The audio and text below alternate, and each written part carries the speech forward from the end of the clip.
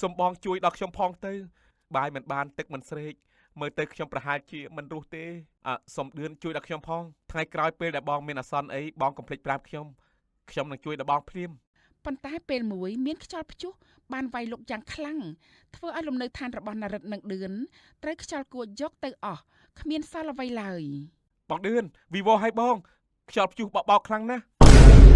ខ្ញុំមកនេះព្រោះតែបងឌឿនប្រាប់ឲ្យខ្ញុំមកទេបងពេលនេះបងឌឿនកំពុងតែជួបទុកព្រោះត្រូវជួបនឹងព្យុះបោកឲ្យខ្ញុំសុំទោសផងទៅចុះពេលនេះខ្ញុំមិនអាចជួយអ្វីបានទេបែបនេះខ្ញុំពិតជាអាណិតដល់បងឌឿនណាប៉ុន្តែណារិតអើយរឿងបូរោះចិត្តធွာមានរឿងនិទានមួយដំណាលមកថាមានបរិសម្នាក់ជាអ្នកក្ររស់នៅតែម្នាក់ឯងនៅក្នុងព្រៃគេមានឈ្មោះថាឌឿនមិនមានឪពុកម្ដាយនិងបងប្អូនឡើយគឺពេលធំដឹងក្តីកាលណាគេនៅតែម្នាក់ឯងប៉ុណ្ណោះអ្វីត្បិតតែឌឿនរស់នៅម្នាក់ឯងក៏ពិតមែនប៉ុន្តែគេតែងតែមានចិត្តល្អជួយយកអាសាដល់អ្នកដទៃដោយមិនដែលគិតពីផលតបស្នងអ្វីឡើយថ្ងៃមួយឌឿនកំពុងតែដើរស្រាប់តែឃើញណាក់កំពុងតែជាប់នឹងគំនាបឈើរើពុំរួចបងណាតើបងមានរឿងអីហ៎មិនបានជាបងមកជាប់នឹងគំនាបឈើនៅក្នុងទឹកនេះទៅវិញអោឌឿនអើយខ្ញុំបានចុះហែលទឹកលេងធម្មតាតែមិនដឹងទេថានៅទីនេះមានគំនាបឈើពេលដែលខ្ញុំហែលមកដល់ខ្លួនខ្ញុំក៏គៀបជាប់នឹងឈើនេះទៅសុំឌឿនជួយដល់ខ្ញុំផងបាទ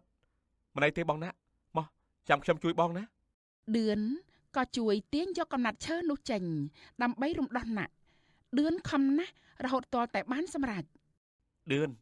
ខ្ញុំអរគុណហើយដែលបានជួយជីវិតខ្ញុំថ្ងៃក្រោយបើសិនជាមានរឿងអីអាចប្រាប់ខ្ញុំបានខ្ញុំប្រកាសជាជួយអូមិនអីទេបងណាខ្ញុំពិតជាសប្បាយចិត្តណាស់នៅពេលដែលបានឃើញបងរួចពីគំនាបឈើនេះថ្ងៃក្រោយសូមប្រយ័ត្នប្រយែងផងខ្ញុំដឹងហើយបានអញ្ចឹងខ្ញុំសូមលាសិនហើយណាណាក់ក៏ទៅទីលំនៅបាត់ទៅចំណែកឯឆានុនដែលឈរមើលបងឌឿនមានអារម្មណ៍ងឿងឆ្ងល់បងឌឿនបងបានជួយបងណាក់បែបនេះតើបងមិនដែលគិតទេថាថ្ងៃក្រោយបងណាក់នឹងជួយបងវិញនៅពេលដែលមានអាសន្នដែរទេអូបងមិនដែលគិតទេចានុនព្រោះអ្វីដែលបងបានធ្វើទៅហើយនោះបងមិនរំពឹងថាគេនឹងធ្វើល្អដល់បងវិញទេបានបងគិតបែបនេះគឺល្អហើយនិយាយរួចឌឿនក៏ធ្វើដំណើរទៅមុខទៀតដោយគ្មានគោលដៅនោះទេកំពុងតែធ្វើដំណើរទៅស្រាប់តែបានជួបនឹងណារុងដែលកំពុងតែឈឺជើងបងឌឿនអើយខ្ញុំពេលនេះពិតជាឈឺជើងខ្លាំងណាស់ព្រោះតែខ្ញុំដើរមិនបានមើលកចំពុបជើងឥឡូវនេះក្រិចកជើងសូមបងជួយដល់ខ្ញុំផងទៅខ្ញុំនឹងមិនភ្លេចគុណបងអស់មួយជីវិតមិនអីទេណារុងចាំខ្ញុំជួយគ្រាត្រឡប់ទៅផ្ទះវិញឌឿនក៏បានរកថ្នាំឫសឈើជួយរុំកជើងនិងក្រិចនិងជួយគ្រាណារុងទៅដល់ទីលំនៅរបស់គេវិញខ្ញុំពិតជាសំណាងខ្លាំងណាស់ដែលបានបងមកជួយនោះកុំអីខ្ញុំនឹងមិនអាចដើរបានឡើយមិនអីទេណារុងឃើញឯងមកដល់ផ្ទះវិញបែបនេះខ្ញុំពិតជាសប្បាយចិត្តណាស់បងឌឿនថ្ងៃក្រោយពេលដែលបងមានអាសន្នអីបងកុំភ្លេចប្រាប់ខ្ញុំនឹងជួយដល់បងភ្លាមបាទនិយាយរួចណារុងក៏ចូលទៅសម្រាប់បាត់ទៅឆានុនឃើញបែបនេះក៏ងឿងឆ្ងល់បន្តទៀតបងឌឿនបងជួយគេបែបនេះតើបងគិតថាគេនឹងជួយបងវិញដែរឬទេបងមិនដែលគិតទេឆានុនបងជួយគេនេះមិនរំពឹងថាគេនឹងជួយបងវិញនៅពេលណាមួយនោះទេនិយាយរួចឌឿនក៏ធ្វើដំណើរទៅមុខបន្តទៀតកំពុងតែដើរតាមផ្លូវស្រាប់តែឌឿនក៏បានជួបជាមួយនឹងណារិតដែលកំពុងតែដេកឈឺធ្ងររហឺតែម្នាក់ឯងហើយមិនបានហូបអាហារជាច្រើនថ្ងៃមកហើយដែរយ៉ាងម៉េចទៅហើយណារិតតើមានរឿងអីហ៎មិនបានជាធ្ងោហឺបែបនេះបងឌឿនខ្ញុំមិនស្រួលខ្លួនប្រហែលថ្ងៃហើយបាយមិនបានទឹកមិនស្រេកមើលទៅខ្ញុំប្រហែលជាមិនរស់ទេណារិតអញ្ចឹងចាំមួយផ្លែតចាំខ្ញុំទៅរកទឹកនិងអាហារមកឲ្យឯងហូបណាសូមចាំបន្តិចទៅឌឿនក៏ធ្វើដំណើរចេញទៅរកទឹកនិងអាហារឲ្យណារិតមួយសន្ទុះក្រោយមកឌឿនបានវិលត្រឡប់មកវិញដោយដៃកាន់អាហាររួមនឹងទឹកមួយត្រឡោកមកជាមួយផងដែរណារិតណែទឹកណែមកហូបទឹកសិនមកខ្ញុំអរគុណហើយបងឌឿនយ៉ាងម៉េចទៅហើយអាចងើបហូបបាយបានទេមិនអីទេខ្ញុំអាចងើបបាននេះមកហូបនេះហូបច្រើនទៅណាដើម្បីឲ្យបានឆាប់មានកម្លាំងសុំទោសផងខ្ញុំមិនអាចទៅរកអាហារឆ្ងាញ់ឲ្យឯងហូបបានទេខ្ញុំអាចរកបានតែអាហារធម្មតាតែប៉ុណ្ណោះមិនអីទេបងខ្ញុំអរគុណបងច្រើនហើយណារិតក៏ចាប់ផ្ដើមហូបបាយរហូតទាល់តែអស់ គ្រាន់តែហូបអស់ភ្លាមណារិតហាក់មានកម្លាំងខ្លះៗ យ៉ាងម៉េចទៅហើយណារិតមានកម្លាំងបន្តិចទេខ្ញុំមានកម្លាំងបន្តិចហើយបងឌឿនអឺ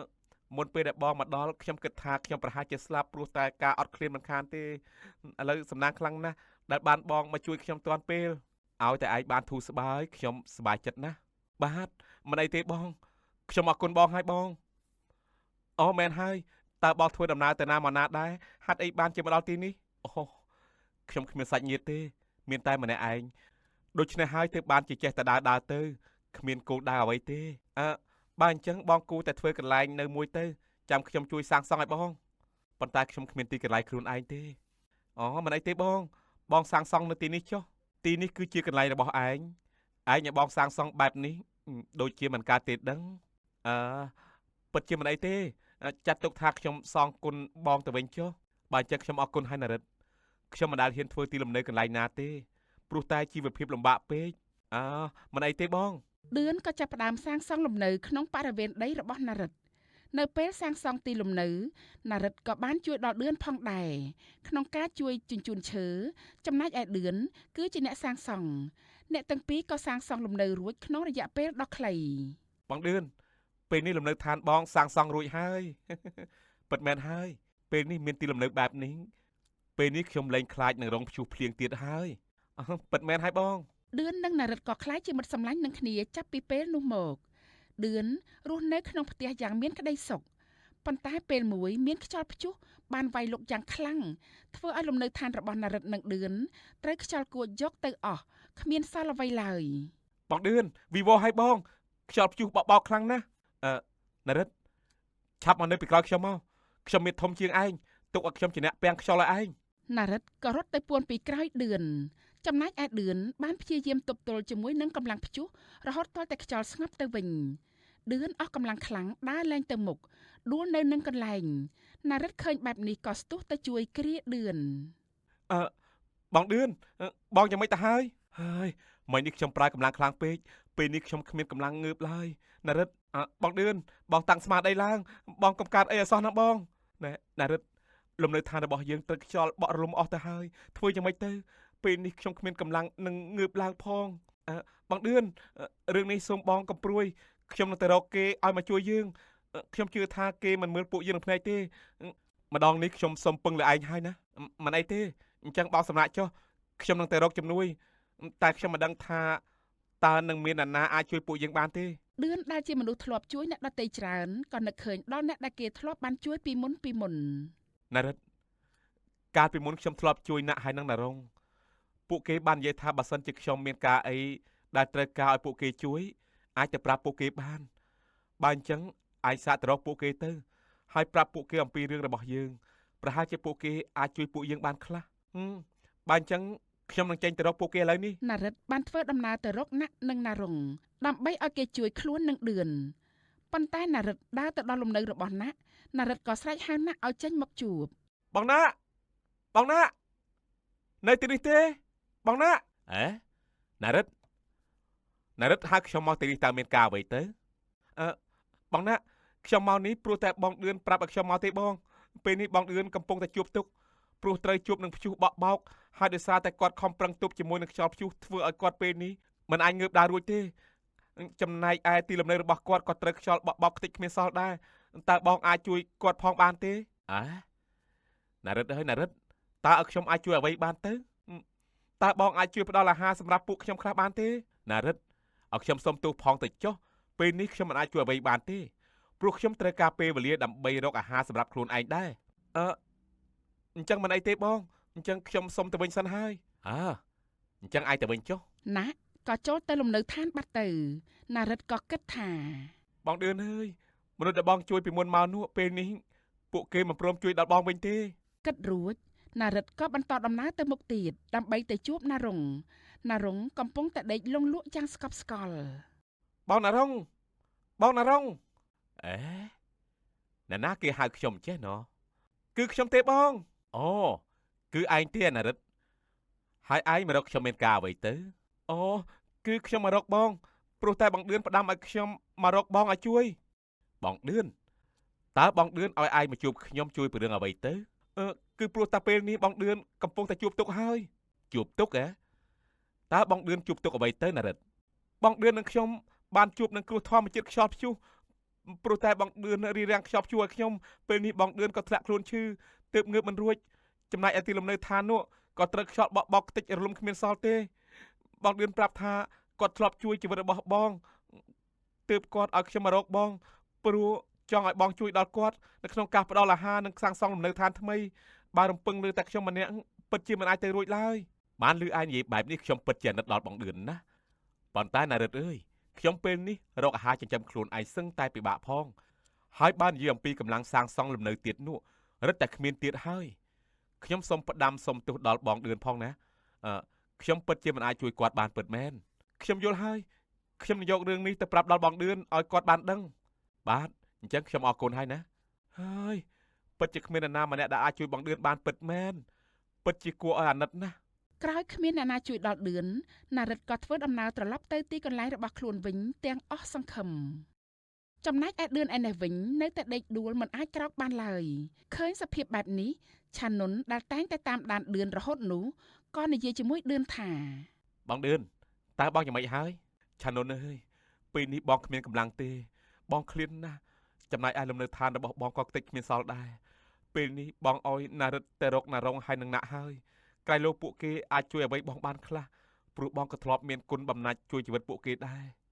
តើបងគិតថាពួកគេនឹងជួយបងដូចជាណារិតជួយដល់បងដែរឬទេ